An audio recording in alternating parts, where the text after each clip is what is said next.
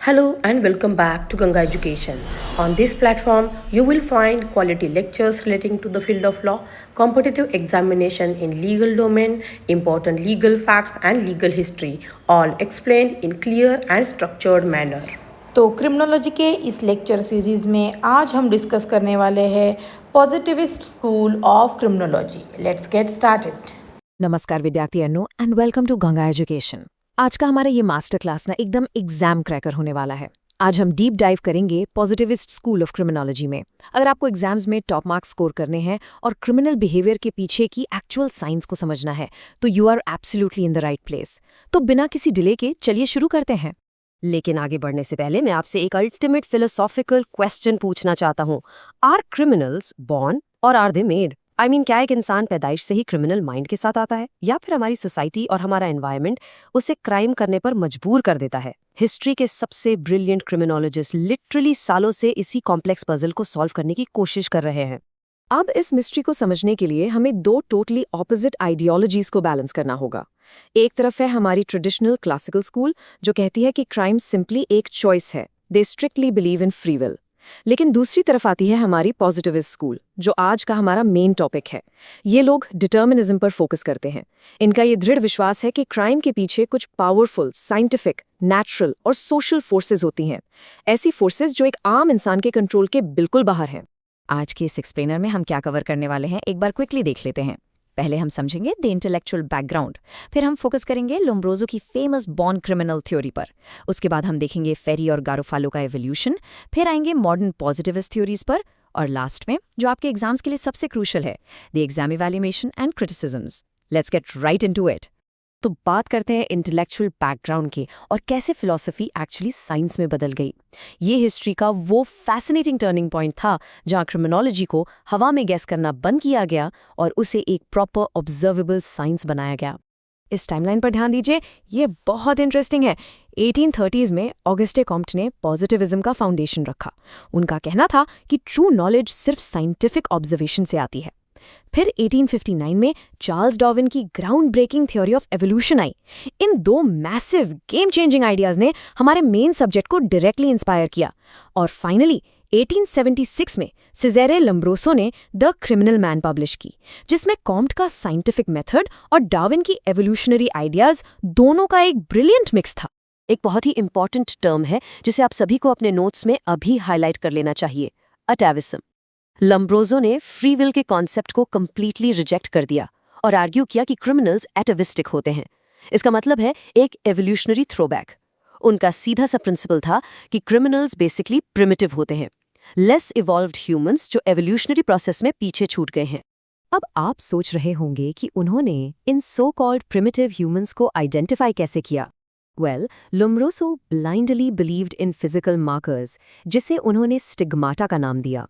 इन features में शामिल थे large jaws, exceptionally strong canine teeth, sloping forehead और लॉन्ग एप लाइक आर्म्स, जहां उनका स्पैन उनकी हाइट से भी ज्यादा होता था।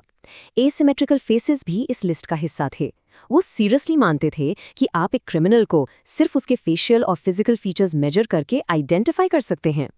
अपने एग्जाम्स के लिए बस इस मैजिक नंबर को याद रखिए, 5। लोम्ब्रोसो की स्ट्रिक्ट क्लासिफिकेशन के हिसाब से अगर किसी भी पर्सन में 5 या उससे ज्यादा फिजिकल स्टिग्माटा मिलते हैं तो वो ऑफिशियली एक बायोलॉजिकली डिटर्मिन्ड बॉर्न क्रिमिनल है। उन्हें सच में लगता था कि दुनिया के लगभग 1/3 क्रिमिनल्स इसी स्पेसिफिक बायोलॉजिकल कैटेगरी में आते हैं। अब आते हैं द फॉलोअर्स पर। लोम्ब्रोसो ने इस मूवमेंट का सीड तो बो दिया था, लेकिन उनके स्टार स्टूडेंट्स एनरिको फेरी और राफेला गारोफालो ने इस बायोलॉजिकल फाउंडेशन को आगे बढ़ाया और एंटायरली नए टेरिटोरीज में एक्सपैंड किया। इस क्विक रिवीजन टेबल को जरा ध्यान से समझिए। पॉजिटिविस्ट स्कूल का पूरा एवोल्यूशन इसमें ब्यूटिफुली समराइज्ड है। लोम्ब्रोसो का पूरा फोकस बायोलॉजी और फिजिकल स्टिग्माटा पर था, making him the father of criminal anthropology. लेकिन उनके फॉलोअर एनरिको फेरी एक कदम आगे बढ़े और सोशियोलॉजी की तरफ शिफ्ट हो गए। फेरी ने आर्ग्यू किया कि पॉवर्टी, इनइक्वालिटी और अनएम्प्लॉयमेंट जैसे सोशल सर्कमस्टांसेस लोगों को क्राइम की तरफ फोर्स करते हैं, easily earning him the title of father of criminal sociology.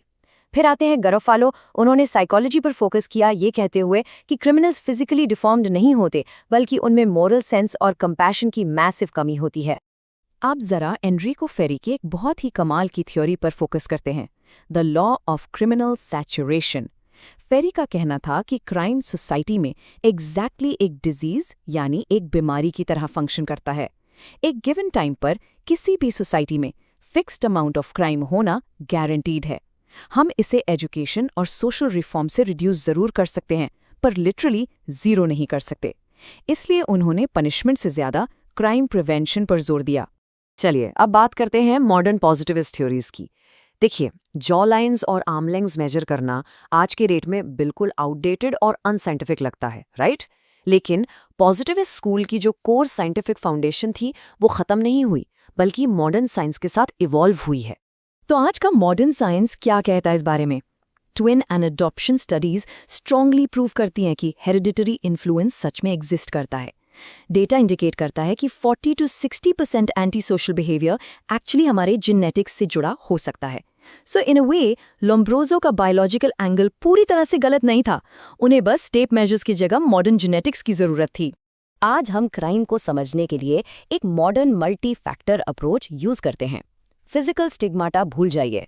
Modern biological positivism 4 main elements पर ध्यान देता है। पहला है जेनेटिक्स और हेरिडिटी। दूसरा है बायोकेमिस्ट्री, जैसे हाई टेस्टोस्टेरॉन, पुअर डाइट या ड्रग्स कैसे हमारा अग्रेशन बढ़ाते हैं।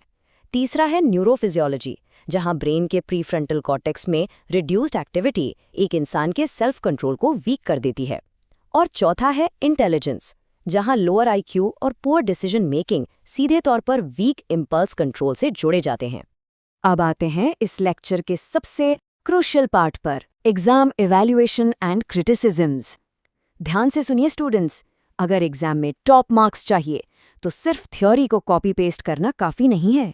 You must critically evaluate. यहां आपको एग्जामिनर को अपनी ट्रू डीप अंडरस्टैंडिंग दिखानी है। सबसे पहले लोम्ब्रोसो की रिसर्च के फेटल फ्लॉज को देखते हैं। आज के मॉडर्न स्टैंडर्ड्स के हिसाब से इनकी मेथोडोलॉजी पूरी तरह अनसाइंटिफिक थी। उन्होंने basically biased prison samples use किए और उनके पास कंपेयर करने के लिए एक सिंगल साइंटिफिक कंट्रोल ग्रुप नहीं था। उन्होंने कोरिलेशन और कॉजेशन को बिल्कुल आपस में मिक्स कर दिया। और सबसे बड़ी गलती, उन्होंने पॉवर्टी जैसे ह्यूज सोशल और एनवायरमेंटल फैक्टर्स को कंप्लीटली इग्नोर करके एक बहुत ही हार्मफुल बायोलॉजिकल स्टिग्मा प्रमोट किया। तो आप अपने फाइनल इवैल्यूएशन में इस आर्ग्यूमेंट को बैलेंस कैसे करेंगे? ये रहा आपका merits versus demerits breakdown. Demerits की बात करें तो इस स्कूल ने बायोलॉजी पर ओवर फोकस करके क्राइम को बहुत ओवर सिंप्लीफाई किया, सोशल इनइक्वालिटी को भुला दिया और इनोसेंट लोगों को उनके लुक्स पर फॉल्सली लेबल करने का रिस्क उठाया। पर मेरिट्स भी अनडिनाइबली मैसिव हैं। पॉजिटिविस्ट स्कूल ने ही क्रिमिनोलॉजी में पहली बार एम्पिरिकल रिसर्च और साइंटिफिक मेथड को सक्सेसफुली इंट्रोड्यूस किया, जिससे आज की मॉडर्न क्रिमिनल साइकोलॉजी और फोरेंसिक साइंस की सॉलिड फाउंडेशन रखी गई, जो आखिरकार हमें हमारे अल्टीमेट कंक्लूजन पर लाता है। ये कोट इस प्योर मास्टर क्लास को ब्यूटिफुली समराइज करता है। Modern criminology adopts a multi-factor approach, recognizing that crime cannot be explained by a single factor alone. आज का हमारा criminal justice system biological, psychological और सोशोलॉजिकल साइंसेस के कॉम्बिनेशन पर रिलाई करता है। सिर्फ जेनेटिक्स नहीं, सिर्फ पॉवर्टी नहीं, क्राइम इन सभी फैक्टर्स का एक कॉम्प्लेक्स इंटरकनेक्टेड वेब है। मैं आप सभी को इस फाइनल प्रोवोकेटिव थॉट के साथ छोड़ना चाहता हूं। अगर हमारी बायोलॉजी और हमारा एनवायरनमेंट सच में हमारे हर एक्शन को पहले से डिटरमिन करते हैं, जैसा कि पॉजिटिविस्ट का मानना है, तो सोसाइटी को क्राइम पनिश कैसे करना चाहिए? क्या हम किसी इंसान की बैड चॉइसेस को पनिश कर रहे हैं या उसकी बैड सर्कमस्टांसेस को? इस सवाल पर जरूर सोचिए। Best of luck for your upcoming exams. बहुत अच्छे से पढ़ाई करें और हमेशा याद रखिए, ये है Ganga education. Thank you for watching this session. If you found this lecture useful, do like, share and subscribe to Ganga Education. Keep learning, keep growing and stay connected for more law lectures.